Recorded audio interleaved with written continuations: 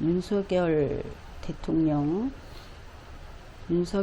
대통령에 대해서 경찰 쪽에서는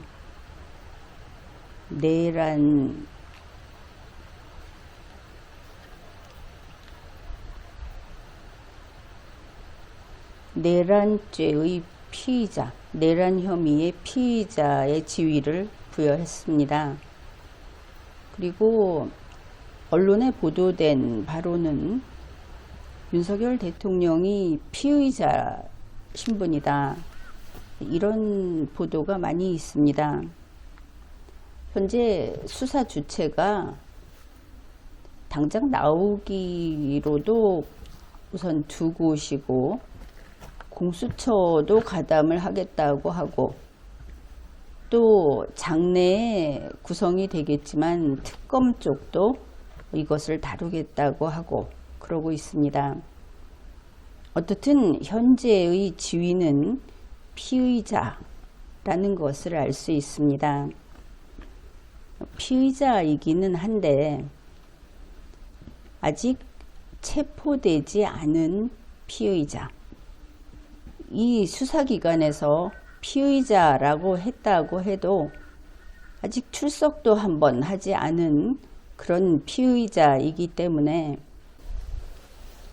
피의자 당사자에 대한 수사는 없었다, 이렇게 보아야 하겠죠. 준비들을 하고 있을 겁니다. 이것이 대한민국 법입니다. 그럼에도 불구하고 어떤 대중들은 우리 대통령이 헌법에 있는 비상계엄을 선포한 것이 어떻게 해서 내란죄라는 말이냐, 이렇게 안타까워하고 있습니다. 그것은 간단합니다. 대한민국 헌법에서 비상계엄이라는 것을 규정하고 있습니다. 그런데 그것은 윤석열 씨가 뜻대로 마음대로 쓰십시오 하는 백지수표가 아닙니다. 윤석열 대통령은 단 한 번 대통령의 직무를 수행하고 그 자리를 떠나야 하는 그런 공무원이죠. 그러니 대한민국에는 새로운 공무원, 새로운 대통령이 또 들어와서 일을 하다가 가고 이렇게 됩니다. 그런데 그 누가 되었든 상관없이 헌법이 규정하는 비상계엄은 헌법이 정해놓은 그대로만 하도록 되어 있습니다.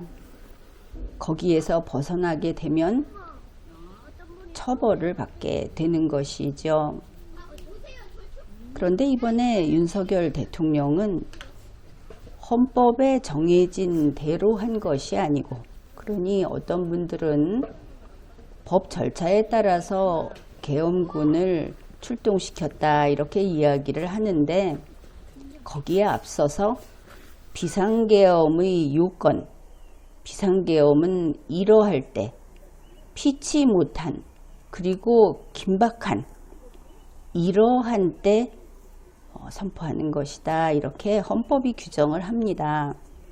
그런데 그 헌법에 반하여 비상계엄을 선포한 것이죠. 여러분이 쉽게 알 수 있도록 계엄군이 국회를 장악하러 갔죠. 그때 국회에서 회의 중이었습니까? 그렇지 않았죠. 윤석열 대통령이 비상계엄을 선포한 이후에 국회의원들이 국회로 모여들었습니다. 비상계엄을 선포하기 전에 이미 거기에서 국회의원들이 무엇인가 반국가 행위를 하고 있었던 것이 아니다, 그것은 분명하죠. 이렇게 되면 비상계엄 선포라는 것도 범죄의 도구가 될 수 있다는 것을 납득할 겁니다. 그래서 윤석열 대통령은 바로 이 비상계엄 선포라는 것을 수단으로 군을 동원하고 경찰을 동원하고 공무원을 동원하고 이렇게 한 것입니다. 그런데 이 비상계엄 선포라는 것은 대통령인 공무원만 할 수 있습니다. 이것이 범죄가 된다는 것도 대통령인 공무원만 이 범죄를 저지를 수 있습니다. 그러니 윤석열만 범할 수 있는 죄였다는 것이 분명하죠. 그런데 어떻습니까? 비상계엄 선포했죠. 비상계엄을 선포했다는 것은 누구나 알고 있습니다. 이게 무슨 뜻이냐? 일단 범죄 구성 요건을 충족하면서 이미 범행이 어디까지 갔느냐? 기수에 이르렀다. 그런 뜻입니다. 범죄는 기수에 이르러서 더 이상 예비도, 음모도, 미수도 아니고 기수다. 이런 것이죠. 그래서 윤석열 대통령은 대통령인 바로 자기만 저지를 수 있는 죄를 저질렀다. 비상계엄 선포해버렸다. 그래서 이미 범죄를 저질러 버렸다. 없었던 것으로 할 수도 없고 덜 됐던 것으로 할 수도 없고 이런 겁니다. 이 기수의 결과 이미 내란이라고 하는 이것이 지키려고 하는 우리의 헌정 질서가 파괴가 됐습니다.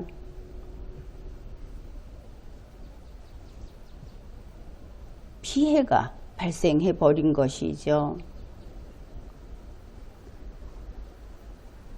그런데 그 내란이 지금까지 리걸마인드 연구소에서 설명을 했듯이 1차, 2차, 그리고 또다시 이번에는 그것은 국회에 국한시키는 것이 아닙니다. 먼저는 국회를 이렇게 했는데 이제 이어서 정부를 역시 정부의 기능을 무력화하는 그러니까 국민의힘이라고 하는 정당 이것은 그냥 단체입니다. 흔히 예를 드는 어디 등산 모임, 조기축구회 그 중에 그들이 민주주의를 전파하고 국민에게 민주주의를 더 든든하게 만드는 역할을 하는 그 범위에서 보호를 받는 그런 조직이 정당입니다. 그런데 정당에게 대통령의 권한을 행사할 수 있게 하겠다. 정부의 권한을 행사하게 하겠다. 정부의 통제를 맡기겠다. 거기에서 어떤 정부의 정책이라든지 나아갈 바를 정하라는 것은 정부가 그 속에 들어가는 겁니다. 자, 이와 같은 일을 하고 이것이 계속되고 있죠. 따라서 윤석열 대통령의 내란 범죄는 기수에 이르렀으면서 현재 종료되지 않고 계속 헌정질서 파괴의 영역을 넓혀가고 있다. 지금도 범죄 실행 중이다. 이런 뜻입니다. 지금도 범죄를 실행하고 있다고 하는 의미에서 윤석열 대통령은 현행범이 됩니다.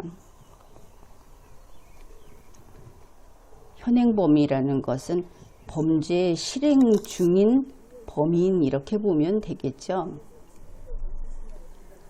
그래서 윤석열 대통령의 죄책, 법적인 지위, 범죄자로서의 단계 그런 것이 이러한 것입니다. 따라서 윤석열 대통령의 범죄 혐의 내란죄라고 하는 것은 이미 기수에 이르렀고 우리 모두가 알고 있다. 그래서 이미 유죄입니다. 무죄가 될 것인가? 그런 이야기들도 하고 있죠. 유죄입니다. 앞으로 남아있는 것은 처단만 남아있습니다. 이 처단이라는 용어 이번 계엄 포고문에 들어있어서 또 어떤 사람들은 분개하고 그랬는데 이 처단은 그저 형사법 용어일 뿐입니다. 법원에 가면 반드시 만나게 되는 그런 용어인 것이죠. 범죄가 기수에 이르렀고 지금도 그 이후 계속 범죄를 저지르고 있고 현행범이다.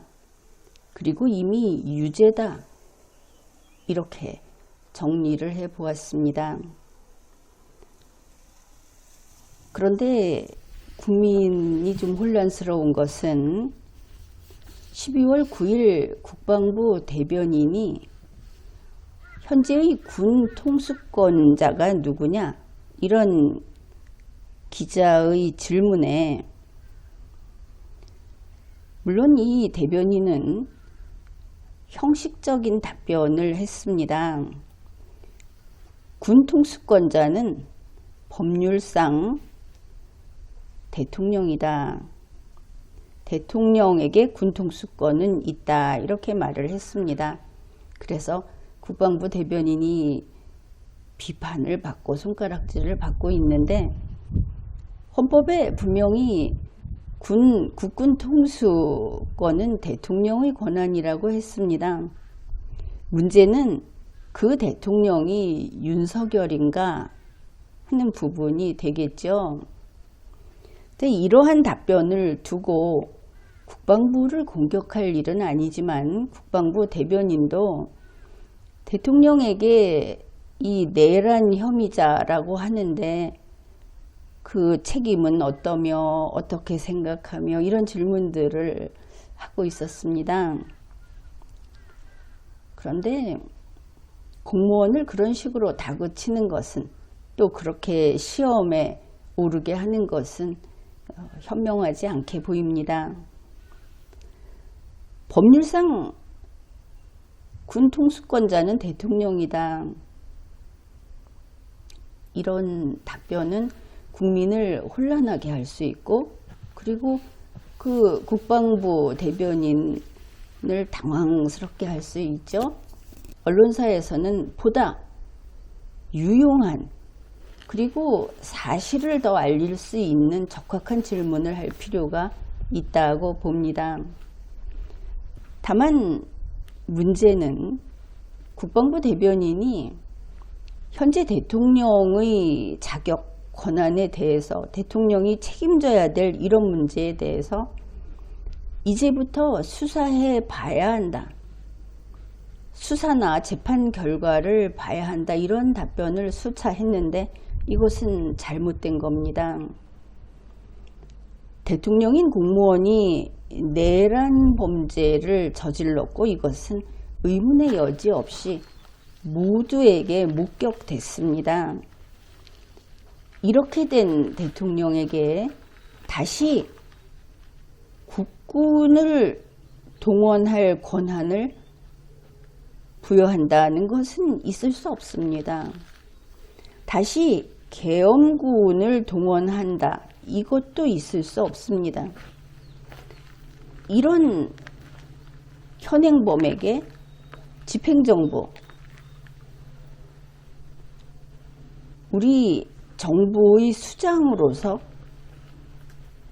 권한을 부여한다는 것도 있을 수 없습니다. 윤석열 대통령이라고 우리가 부르고 있지만 그는 이미 대통령의 자격이 없습니다. 그러면 탄핵을 당하지 않았는데 어째서 자격이 없는가?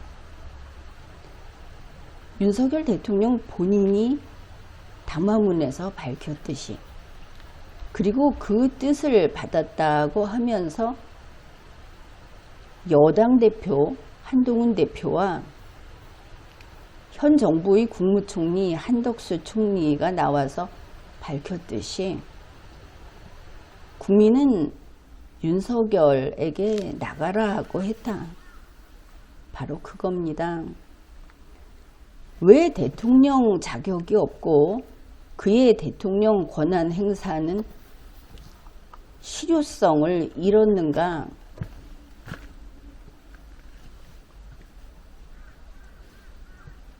국민에게 해임당한 겁니다.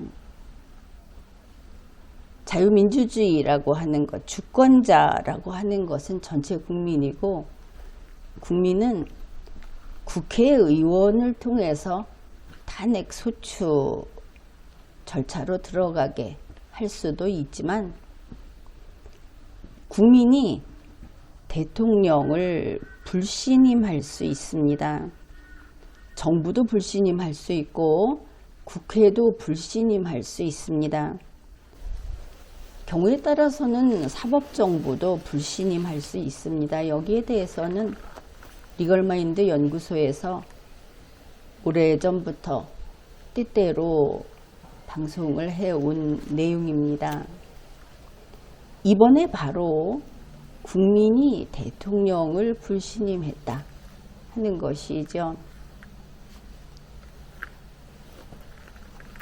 그러니 대통령이 더 이상 아닌 겁니다.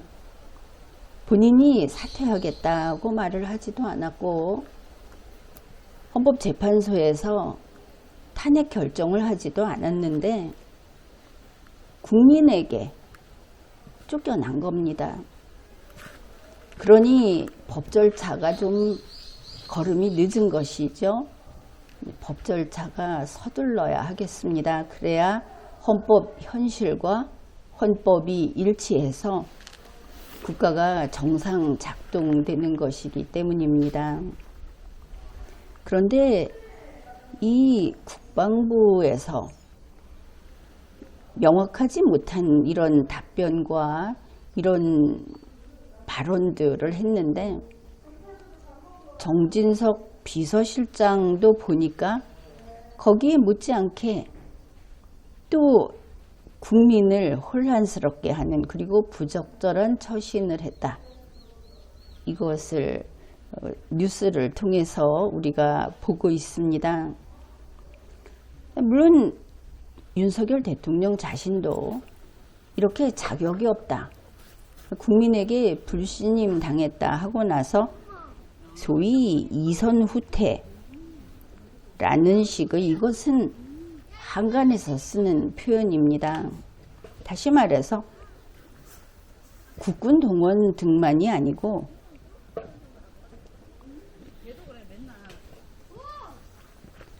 대통령 권한 행사를 일체하지 않겠다.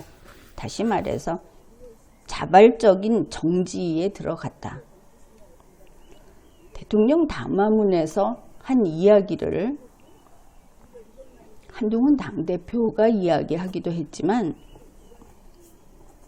대통령실에서도 역시 이제 대통령은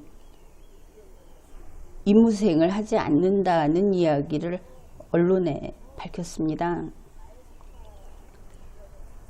대통령이 일을 하지 못한다, 일 못하게 됐다, 이런 뜻입니다. 그것을 우리는 대통령 권리라고 합니다. 대통령이 할 수 없어서 못하는 사고가 아니고 국민이 이제 그만둬라 한 권리인 겁니다. 대통령 권리 상태라고 하는 것은 대통령실이 멈춰야 하는 것이죠. 대통령실에 얼마나 많은 직원이 있든 그것은 헌법상 단 한 사람의 공무원을 보좌하는 것입니다. 이 한 사람이 거리 상태다. 그러면 대통령실이라고 하는 사실 용산청사는 할 일이 없습니다. 그런데 정진석 비서실장은 수석 비서관 회의를 열었다고 합니다. 그러면서 이제는 수습을 하겠다. 정진석 비서실장 용산청사에 있는 직원들은 군주주권 시대의 관노비인 겁니까? 윤석열 씨 개인에게 고용된 사람들입니까? 대통령이 국가에 죄를 짓고 내란 혐의로 지금 피의자 신분이 돼 있는데 무슨 수습을 하겠다는 겁니까? 변호하고 옥바라지를 하겠다는 겁니까? 정진석 비서실장은 사표를 지금 그 수리를 멈춰놓고 있다고 하는데 그럴 일이 아닙니다. 용산청사 비우십시오. 다들 집으로 가라. 뭐 대통령이 없으면은 그 대통령이 꼭 해야 할 일이 있지 않느냐 뭐 이런 식으로 이야기를 하는데 그거 아닙니다. 국무총리하고 국무총리를 보좌하는 국무조정실이 있지 않습니까? 대통령실에서는 할 일이 없다. 정진석 비서실장. 국가의 죄인이 되지는 말아야 하겠습니다. 그 다음에 현재 이번 이 내란죄, 대통령의 내란죄라고 하는 데에는 정부의 중요한 인물들이 많이 연루되어 있습니다. 그런데 특이한 것은 당연히 이 내란죄의 수괴는 윤석열 씨입니다. 윤석열 대통령인데 이 윤석열 대통령은 체포하지 않았습니다. 공범만 체포를 했습니다. 우선 이름 나온 것이 국방부 장관이었던, 그래서 수괴를 체포하지 않고, 더구나 이것은 공범이라고 하더라도 비상계엄 선포라는 것은 국방부 장관이 할 수 없습니다. 대통령의 권한이기 때문에 법 집행을 제대로 하지 못하는 것이죠. 위축되어 있는 것이죠. 지금 할 일은 이 수괴를, 윤석열 씨를, 피의자 윤석열을 즉각 체포해야 합니다. 그런데 수사기관이 예전에 같은 검사였다. 검사가 되기 전에 같은 학교 선후배였다. 이런 소리가 나오면서 체포를 하지 않고 있습니다. 그렇다면 수사기관이 체포를 못하겠다면 또다시 국민이 나설 수밖에 없습니다. 첫째는 즉시 체포해라. 그 다음에 또 다른 것이 바로 준법 시민이 현행범 체포를 하면 됩니다. 준법 시민이라고 했습니다. 또 폭도, 이런 말을 들어서는 안 되겠죠. 형사소송법 제212조에 현행 범인은 누구든 영장 없이 체포할 수 있다, 이렇게 되어 있습니다. 우리 준법 시민이 현행범을 체포해서 수사기관에 인계하면 됩니다. 따라서 즉시 체포하라. 수사기관이 하든지 시민이 하든지. 게다가 현재 이것은 한간에서 도는 이야기인데 피의자 윤석열과 그의 아내 등이 망명을 한다느니 어디로 도주한다느니 그리고 이미 증거인멸을 상당히 했겠죠. 이렇게 질질 끌었으니까. 이런 이야기들이 있습니다. 그렇다면 도로를 차단하고 하늘길을 차단할 필요가 있겠죠. 그렇다면 준법 시민들이 대한민국의 법을 실효적으로 집행할 수 있도록 협조할 수 있는 그런 방법이 없을까, 이렇게 생각을 해보았는데, 도주를 방지하기 위해서 도로를 막는 것, 이 정도는 시민들이 할 수 있을 것 같습니다.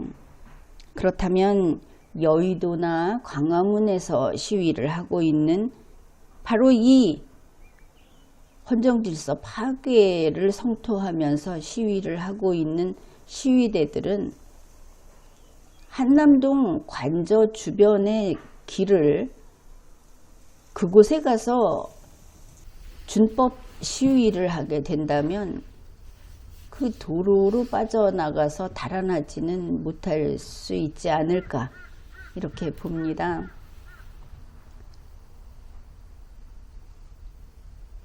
그런데 또 이런 답답한 마음에 이런 생각도 납니다. 윤석열 대통령이 국회를 장악하기 위해서 전기라도 끊어라, 이랬다는 뉴스 보았죠. 그렇다면 오세훈 서울시장은 저 한남동 관저에 전기라도 좀 끊어라, 수도라도 좀 끊어라, 뭐 그렇게라도 해야 국민들에게. 오세훈 시장은 대선에 나오고 싶어 하는 사람 아닙니까? 내가 헌정질서 파괴범을 잡는데 일조했다, 이런 말이라도 할 수 있지 않겠습니까? 그리고 한남동은 비행금지구역이니까 절대로 헬기 띄우면 안 됩니다. 이거 잘 감시해야 하겠습니다.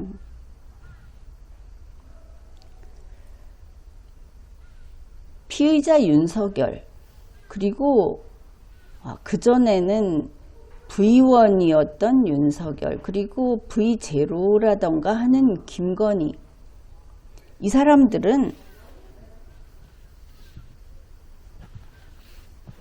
임펠다운에 수감할 만한 그런 등급입니다. 아주 그 악성이 높고 이런 것이죠. 이런 사람들이다. 그러나 아직 우리에게는 이 임펠다운이 없습니다. 그러면 어디에 수용하면 좋을까? 그래서 생각해 본 것인데, 경주교도소가 어떨까? 경주교도소는 남산자락에 있습니다. 경주 남산자락에 있는 아주 자그마한 시설입니다. 그렇지만 경주교도소 근처에만 가도 도로변에 있는 수로라든지 이런 데에서 유황냄새가 진동합니다.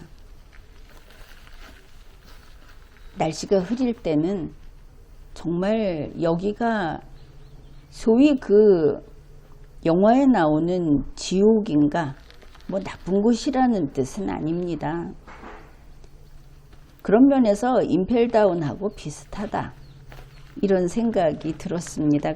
그리고 또 하나는 이들을 경주교도소에 수용하는 게 좋겠다, 그렇게 생각한 게 또 있는데, 이들이 날뛰면 또다시 죄를 짓고 악행을 벌이고 하는 것을 막으려면 불력으로 막는 것이 어떻겠는가. 그러나 불상 한둘로는 안 될 것이다. 임펠다운 등급이니까. 그런데 경주 남산에는 불상이 수십 개 있습니다. 그 힘으로 이들의 악행을 내리누르면 다시는 이런 죄를 짓지 못하게 될 수 있겠다. 그런 뜻에서 경주교도소에 수용하는 것이 어떻겠는가, 이런 생각을 해보았습니다. 지금 당장 할 일은 이러한 윤석열 대통령의 법적인 신분, 범죄자로서의 단계, 이것을 제대로 인식하고 신속하게 체포하는 것이 첫 번째 일이다. 그것은 수사기관만이 아니고 국민 여러분이 법을 지키면서 할 수 있다. 그와 함께 이들이 도주하거나 증거를 인멸하거나 추가적인 더 나쁜 짓을 하거나 하는 것도 국민이 나서서 함께 막을 수 있다. 이런 이야기를 했습니다. 지금까지 리걸마인드 연구소였습니다.